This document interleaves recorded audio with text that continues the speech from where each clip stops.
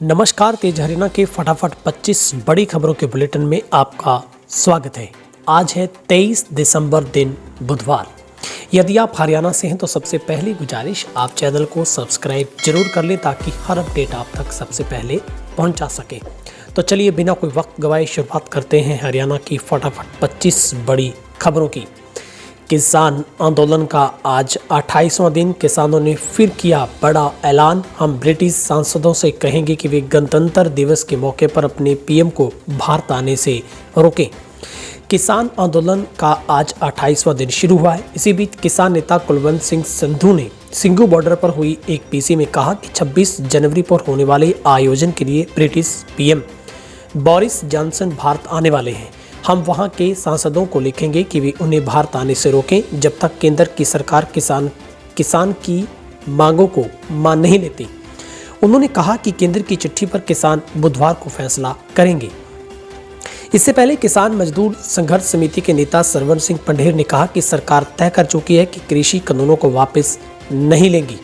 उन्होंने जो चिट्ठी जारी की है उसमें लिखा है कि अगर किसान कानूनों में बदलाव चाहते हैं तो बातचीत की तारीख और समय बता दें।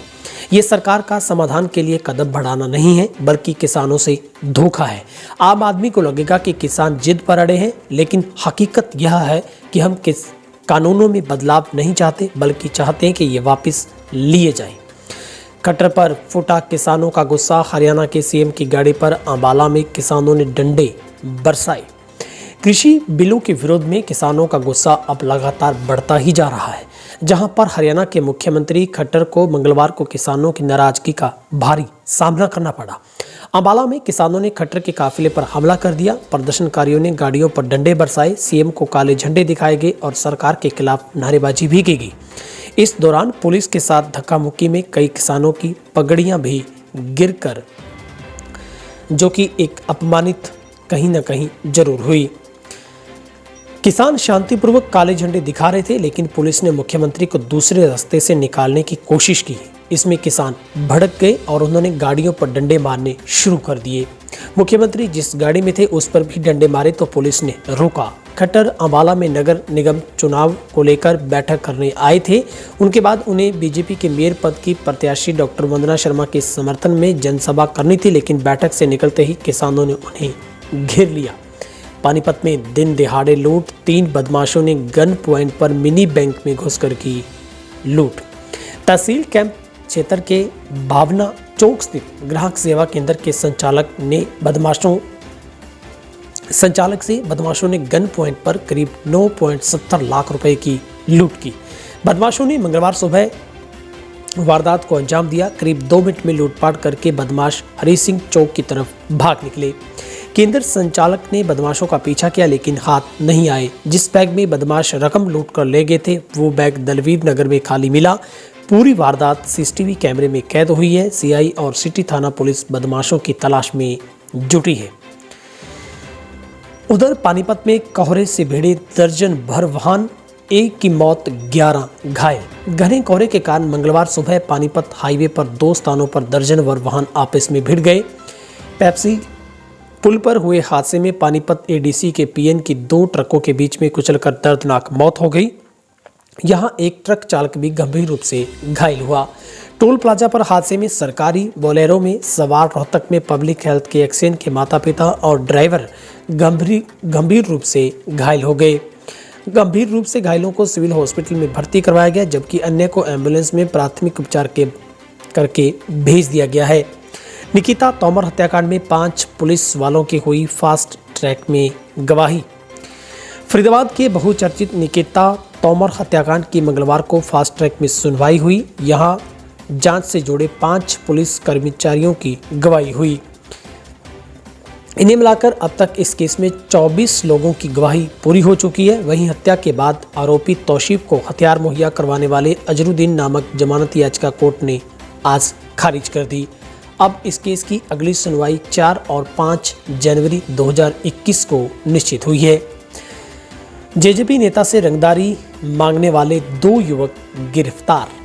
रोहतक में जेजेपी नेता से 20 लाख रुपए की रंगदारी मांगने के मामले को पुलिस ने सुलझा लिया है। इसी के साथ 2 लोगों को गिरफ्तार भी कर लिया गया है। मामले के अनुसार बदमाशों ने क्रिसमस इवनिंग तक वक्त देकर धमकी दी थी कि अगर पैसे नहीं पहुंचाए तो फिर सीधी गोली ही आएगी।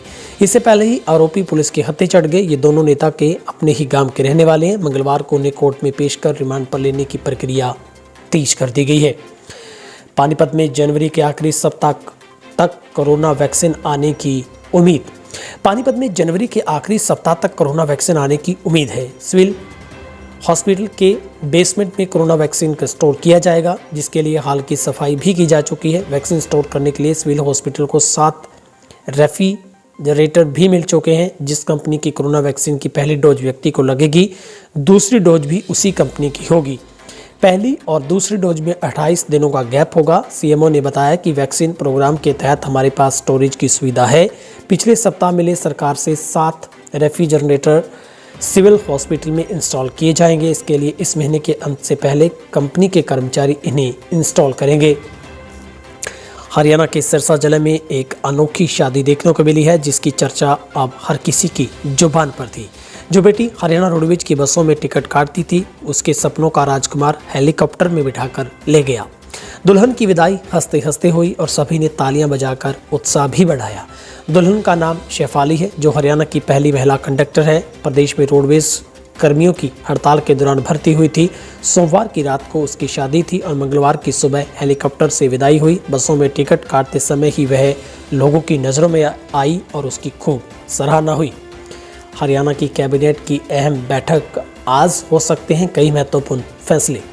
हरियाणा मंत्रिमंडल की अहम बैठक बुधवार की सुबह 11 बजे सचिवालय में होगी। सीएम की अध्यक्षता में होने वाली इस बैठक में मंत्रिमंडल के सदस्य किसान आंदोलन से लेकर कई अहम विषयों को लेकर विचार विमर्श करेंगे। जानकारी के मुताबिक मंत्री समूह की बैठक में हरियाणा अर्बन लोकल बॉडी, स्वास्थ्य विभाग, राज्य परिवहन समेत अन्य कई विभागों के अहम विषयों को लेकर मंथन होगा, जिसके बाद कैबिनेट में पास होंगे। इसके अलावा प्रदेश में बनने वाले 11वें नगर निगम मानेसर को लेकर भी मंत्री समूह में मंथन के बाद मोहर लग सकती है। हरियाणा में फिर बदलेगा मौसम का मिजाज, किसानों के लिए दी गई स्पेशल सलाह। 25 दिसंबर तक मौसम साफ व खुश्क रहने तक उत्तर पश्चिमी ठंडी हवाएं चलने से हरियाणा राज्य में रात्रि तापमान में हल्की गिरावट होने की संभावना है, जो कि 23 से 25 दिसंबर के बीच न्यूनतम तापमान 1 से 3 डिग्री सेल्सियस के आसपास रहने और कहीं कहीं पाला जमने की संभावना है। वातावरण में नमी की अधिकता के कारण अलसुबह व देर रात्रि के समय धुंध रहने की संभावना है, परंतु पश्चिमी विक्षोभ के आंशिक प्रभाव के कारण 26 व 27 दिसंबर को बीच बीच में आंशिक बादल आने से रात्रि तापमान में हल्की बढ़ोतरी भी संभावित है। वहीं पर अगले 3 दिनों में रात्रि तापमान में लगातार हल्की गिरावट होने की संभावना को देखते हुए सब्जियों, छोटे फलदार पौधे, कम तापमान को सहनशीलता वाली फसल, विशेषकर सरसों की फसल में बचाव के लिए हल्की सिंचाई व रात्रि के समय खेत में जिस से हवा आ रही है वहां से घास फूस व धुआं कर भूमि व वातावरण का तापमान भी बढ़ोतरी होने की संभावना बन जाती है। इससे कम तापमान का फसल में पड़ने वाले नकारात्मक प्रभाव को कम किया जा सकता है। हरियाणा में स्वास्थ्य विभाग की तरफ से जारी मेडिकल बुलेटिन के मुताबिक 24 घंटे में पिछले में 534 नए कोरोना के पॉजिटिव केस सामने आए हैं, जहां पर केसों की संख्या 2,59,000 को पार कर गई है। फिलहाल हरियाणा में अभी भी 5,388 लोगों का इलाज अभी भी जारी है। फिलहाल 10 लोगों की अब तक 24 घंटों में कोरोना संक्रमण की वजह से मौत हुई है। वहीं पर 662 लोगों को डिस्चार्ज किया गया और हरियाणा का रिकवरी रेट अब 96.82% पर जा पहुंचा है। गुरुग्राम से 92 लोगों की कोरोना रिपोर्ट पॉजिटिव पाई गई है। फरीदाबाद से 69, सोनीपत से 39, हिसार से 21, अंबाला से 20, करनाल से 65, पानीपत से 32, रोहतक से 7, रेवाड़ी से 12, पंचकुला से 42, कुरुक्षेत्र से 24, यमुनानगर से 29, सिरसा से 10, महेंद्रगढ़ से 6, भिवानी से 13, झज्जर से 10, पलवल से 2, फतेहाबाद से 2, कैथल से 11 लोगों की कोरोना रिपोर्ट पॉजिटिव पाई गई है। जींद से 7, नूंह से 11 और चरखी दादरी से 10 कोरोना पॉजिटिव केस हैं वो सामने आए हैं। प्रदेश में अब तक कुल 2,50,502 लोग कोरोना को मात देकर वापसी घर कर चुके हैं और अब हरियाणा में लगभग ऐसा लग रहा है कि अब तमाम जिलों से कोरोना से मुक्ति है वो जल्द मिलने वाली है। अभय सिंह चौटाला का फिर बड़ा बयान, बोले ये उपवास नहीं बकवास है। इंडियन नेशनल लोकदल के प्रधान महासचिव एवं विधायक अभय सिंह चौटाला ने मंगलवार को चंडीगढ़ स्थित निवास पर पत्रकार वार्ता को संबोधित करते हुए कहा कि केंद्र सरकार के गलत निर्णयों के कारण आज किसान अपने हकों के लिए आंदोलन करने पर मजबूर है। बीजेपी सरकार कैसे हरियाणा और पंजाब के लोगों की एकता में मतभेद पैदा किए जाए, कैसे छोटे और बड़े भाई को लड़ाया जाए, उसके लिए एक दिन का उपवास रखती है। ये उपवास नहीं बल्कि बकवास है। 2016 में सुप्रीम कोर्ट के हरियाणा के पक्ष में निर्णय आने के बाद SYL के निर्माण के लिए मुख्यमंत्री के नेतृत्व में सभी दलों के लोग राष्ट्रपति से मिले और उन्हें ज्ञापन सौंपा, लेकिन आज 5 साल से ऊपर का समय हो गया है, अभी तक प्रदेश के मुख्यमंत्री को प्रधानमंत्री ने मिलने तक का समय नहीं दिया। हरियाणा में छात्रों को झटका, महंगा हुआ बस पास, सुरजेवाला ने उठाई मांग। भारतीय राष्ट्रीय कांग्रेस के महासचिव रणदीप सिंह सुरजेवाला ने हरियाणा सरकार द्वारा छात्र बस पास किराए में 47% वृद्धि की कठोर निंदा करते हुए भारी वृद्धि को तुरंत वापस ले जाने की मांग की है। हरियाणा सरकार ने निर्णय लिया है कि कोविड-19 महामारी के चलते पहली से 8वीं कक्षा तक के फिलहाल ऑनलाइन ही पढ़ाई करवाई जाएगी। जनवरी से इन कक्षाओं के विद्यार्थियों का मासिक मूल्यांकन टेस्ट अवसर ऐप के माध्यम से लिया जाएगा। साथ ही 9वीं से 12वीं तक के विद्यार्थियों के लिए भी ठंड के मौसम को देखते हुए स्कूलों का समय प्रातः 10 बजे से दोपहर 1 बजे तक रखे जाने का निर्णय लिया गया है। सरकारी प्रवक्ता ने इस बारे में बताया कि 9वीं से 12वीं तक की कक्षाएं तो पहले से ही प्रारंभ की जा चुकी हैं। पहली से 8वीं कक्षा के विद्यार्थियों के लिए अभी भी स्कूल नहीं खोले जाएंगे। सरकारी स्कूलों में इन कक्षाओं के विद्यार्थियों की पढ़ाई एजुसेट के माध्यम से करवाई जाएगी। इसके लिए स्कूल शिक्षा विभाग ने AVCSAR नाम का एक ऐप तैयार किया है। इस मोबाइल ऐप के माध्यम से मासिक मूल्यांकन टेस्ट जनवरी के प्रथम सप्ताह से आरंभ किए जाएंगे। भिवानी में HDFC बैंक का ATM काटकर 10 मिनट में 32 लाख रुपए चोरी कर नकाबपोश हुए फरार। भिवानी के जोई स्थित HDFC बैंक में लगी ATM मशीन को नीचे से काटकर 32 लाख रुपए लूटकर बदमाश फरार हो गई। घटना मंगलवार तड़के 4:52 की बताई जा रही है। मशीन को नीचे से इतनी सफाई से काटा गया कि कुछ भी नहीं जला। चोर ATM को काटकर ट्रे साथ ले गए। सुबह बैंक अधिकारियों लोगों ने ATM का शटर टूटे होने की सूचना दी। पुलिस ने मौके पर पहुंचकर जांच शुरू कर दी है। दादरी में क्रेशर यूनियन प्रधान से 10 करोड़ की रंगदारी मांगने व फायरिंग करने का इनामी बदमाश गिरफ्तार।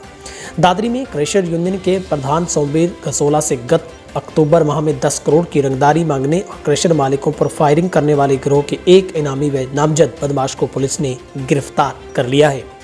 आरोपित की पहचान गांव डाडी बाना निवासी अनंत के तौर पर हुई है। इस मामले में पुलिस द्वारा 2 इनामी बदमाशों सहित कुल 18 आरोपियों को पहले ही गिरफ्तार किया जा चुका है।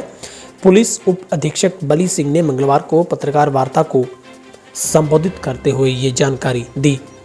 निकाय चुनाव से पहले इनेलो को लगा बड़ा झटका, कई बड़े नेताओं ने कांग्रेस का थामा दामन। स्थानीय निकाय चुनाव से ठीक पहले सोनीपत में इनेलो को बड़ा झटका लगा। मंगलवार को इनेलो जिला अध्यक्ष सुरेंद्र चिचकारा सहित पार्टी से जुड़े कई जिला स्तर के नेता कांग्रेस में शामिल हुए। इन सभी नेताओं ने राज्यसभा सांसद दीपेंद्र सिंह हुड्डा के नेतृत्व में कांग्रेस का दामन थामा है।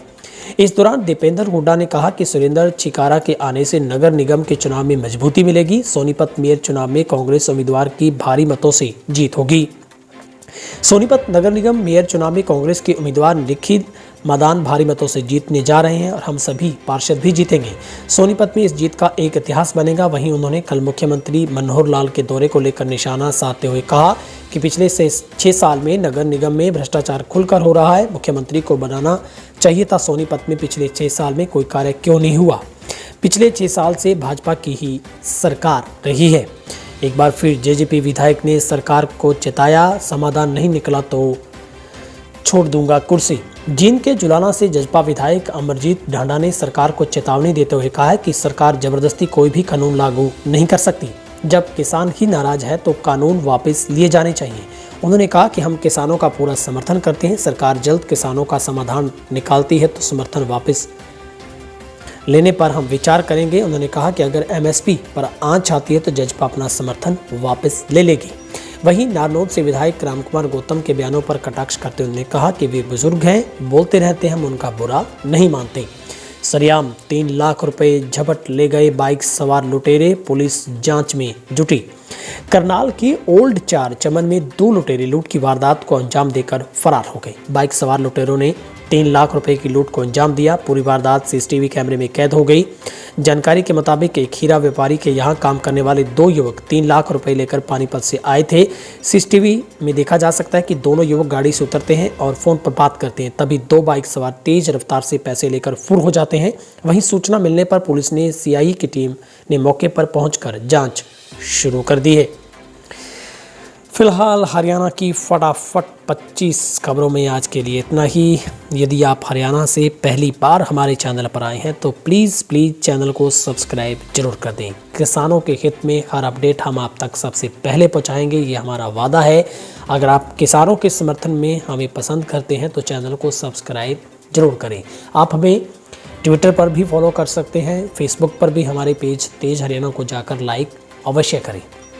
ज़्यादा जानकारी के लिए आप हमारी वेबसाइट को भी विजिट कर सकते हैं। लॉगिन करें www.tejharyana.in। आप सबका दिन शुभ रहे। सर्दी का मौसम, अगर आप गाड़ी चलाते हैं तो उस गाड़ी पर भी आप रफ्तार पर ज़रा गौर करें और इस सर्दी के मौसम में अपने परिवार का भी ख्याल रखें और गाड़ी जितना हो सके धीमी गति के साथ चलाएं। आप सबका दिन शुभ रहे।